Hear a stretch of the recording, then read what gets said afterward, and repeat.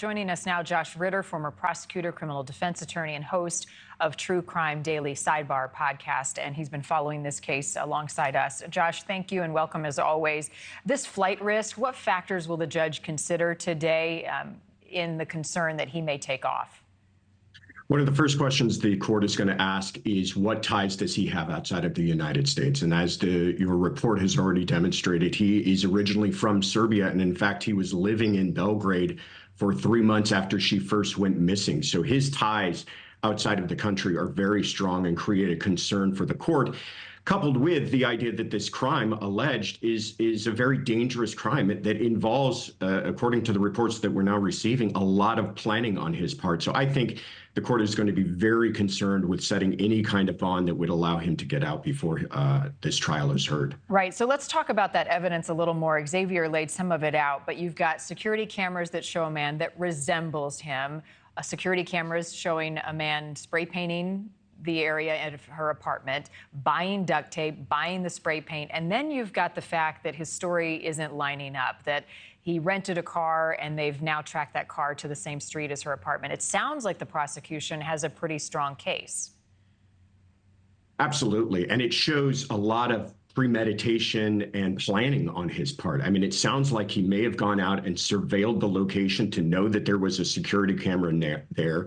He somehow altered the lock, so he knew that he had to deal with that. He bought the supplies to deal with that. He rented a vehicle. These are all according to the allegations. He rented a vehicle, then tinted the windows of that, changed the plates on it, traveled several hundreds of miles to where he allegedly took part in this crime. All of that is a tremendous amount of police work, I think. First of all, it shows, coordination with the authorities in Spain and elsewhere, but it also is incredibly damaging evidence against this man. Yeah, it sounds like the prosecution has a lot. How do you expect his defense team to respond against this? That's a tough one. But I think end of the day, they're going to argue, as we pointed out, that this is really all circumstantial. There is someone on surveillance that cannot be positively identified that does match his description. There's a person who's seen purchasing these items that does match his description but cannot positively be identified. And so I think they're going to go with that theory that there's a lot of evidence here, but all of that evidence is circumstantial. There's no one who can absolutely positively put him there by having identified him. Right. So all circumstantial. You don't have DNA. You don't have a body in this case. We don't know if Ana is alive or dead. How does that complicate the prosecution's pursuit? I don't think it complicates it. And in fact, I would not be surprised if it doesn't remain that way for much longer. If she doesn't somehow show up or they further their investigation and as things begin to unfold, I would not be surprised if in a short amount of time this turns from a kidnapping case to a murder case, because it seems fairly obvious at this point that no one can locate her. He has a high motive. A lot of planning went into this.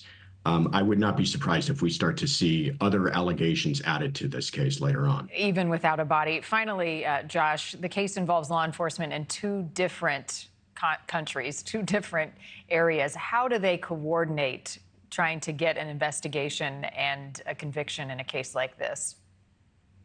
This is an incredible demonstration of exactly that. I mean, the FBI was working with authorities in Europe, but they're the ones who were doing a lot of the heavy lifting. It was all of the security cameras at toll stations that were able to track that vehicle.